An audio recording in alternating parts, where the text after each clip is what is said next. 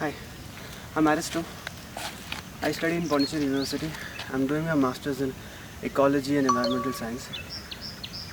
I like forests, I like wildlife, I like biodiversity, and that's the reason I'm studying here. Pondicherry University, the campus is quite green, and we have lots of wildlife here. We have insects, we have small critters, and we also have large mammals like jackals, porcupines, and even hares. Uh, I would like to show you some forests here. So if you come with me, I would show you some of the animals that you find in the morning.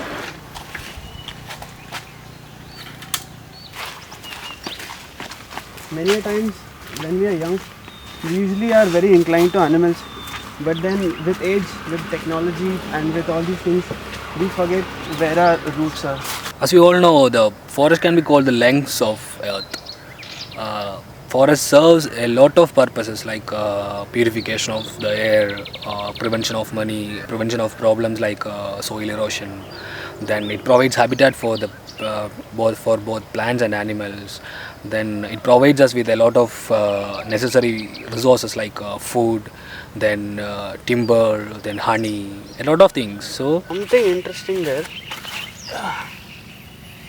This one here is usually thought of as a earthworm because of the mud and all.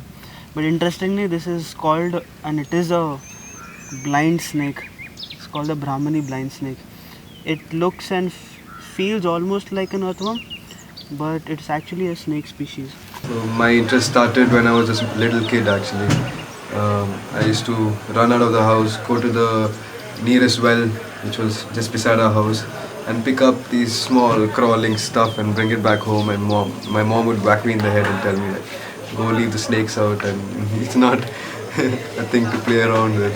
But I think I didn't listen to my mom back then, and I'm happy about that.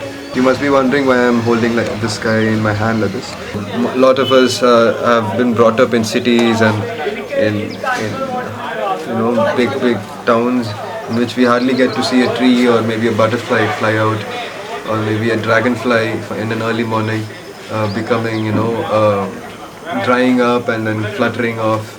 Till that moment it will be sitting on your palm like still completely. All those moments you can only experience in nature. Butterflies are important for pollination, as we know. They are important for cultivation, agriculture systems. Like that's why butterflies are getting disturbed by this deforestation, because they are not getting their host plant to survive, and that's why the agriculture is suffering loss in this kind of conditions. Right now, my area of interest is animals, especially small mammals living outside protected areas in India. And we have a lot of protected areas designated in India, national parks, sanctuaries, but it's not necessary that animals have to follow these boundaries. So we get many instances of animals coming face to face with humans, where maybe elephants, tuskers, leopards in many places around India. Olive redleaf is one of many species of sea turtles, and it is found in Pondicherry coast as well. Olive redleaf is one of the turtles which are found in India, and we can see during the season, that is February to March, we can see olive redleafs laying eggs in the beaches in Pondicherry. So olive redleaf, like very less about olive redleaf is known so far. Not many researchers have been done. About mangroves are the special species which are adapted towards the haline environment, which we see near the freshwater area, which meet with the saline water, which is sea water. This one is Rhizophora apiculata, which is adapted mangrove species. Insects are very important in services like pollination. This is very important for plants to continue their generation. When the atmosphere gets degraded, it affects them in such a way that they're not able to communicate properly, they're not able to find their plants or pollinate the flowers. In this case, it's very important that we pay attention to the smaller details in life. This plant is one of the most invasive species found in India, and the important thing is they have these plant leaf have containing many more extractors called bioactive compounds, which have ability to synthesize this allelopathic chemical compound, and then have ability to inhibit the growth of native plant species.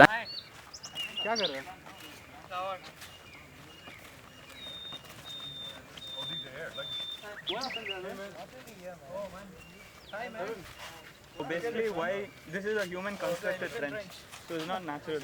So as you can see, it's a few meters high, and elephants find it very hard to come across these trenches. So they call them elephant trenches, and they're made by humans to prevent elephants from crossing over from forest land, like this over here, into human habitations. For the development of humans, they butcher animals, like they slaughter animals, and they also cut trees, timbers for fuel, food and fodder. So hunting, it's place hunting, people used to hunt mostly for fun and for food, and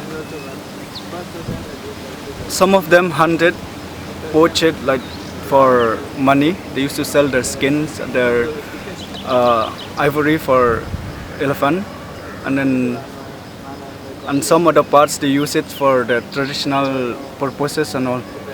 So yeah, most of them they poach it because they don't know the importance of these animals. The forest guard, he has to guard the forest nearly about 1,000 square kilometers, and he has to take care of all the things which are happening in the forest, the logging and all such things. It's like really impossible for him to take care of everything. We hope that the forest department increases their income and all. Tigers number is reducing, so we should concern tiger, this rhinos and all. So I'm not saying that they're not important, both are important. We should conserve the big mammals also as well as the small mammal, which can stay in around the human settlement area. We should be concerned about the behavior or how the genetics passing through the forest, how we can conserve the forest. So in this city, we the youngsters should be concerned more about our forest rather than our cities or the skyscrapers or buildings or bikes. Each individual elephants require like very large areas of land for their existence. So that much area is not like available as of now. Conflict basically not a very serious issue if managed properly, and management practices, yeah, they can be done easily, but only with the cooperation of the local people and the government.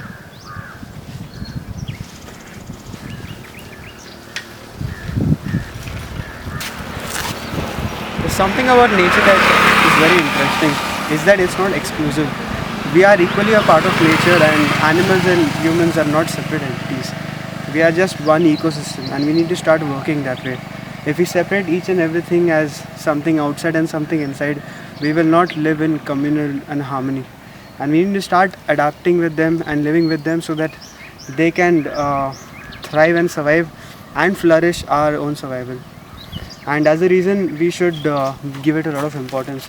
There are many new places which are giving importance to wilderness and diversity, and these places are being very sustainable and very energy driven. There's a nice example in Auroville where people are living in harmony with animals. I think this role model or this example should be set apart in every other places.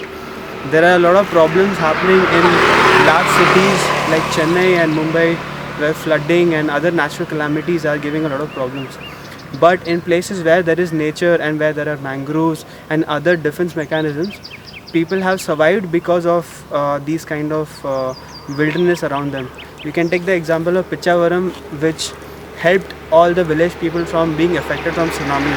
Or you can take the example of all the forest dwelling people who have survived in this forest without needing one kind of purchase from the market or whatever. And I think it is time that we start living with nature instead of outside nature, and that is the only message that we should understand and go away with.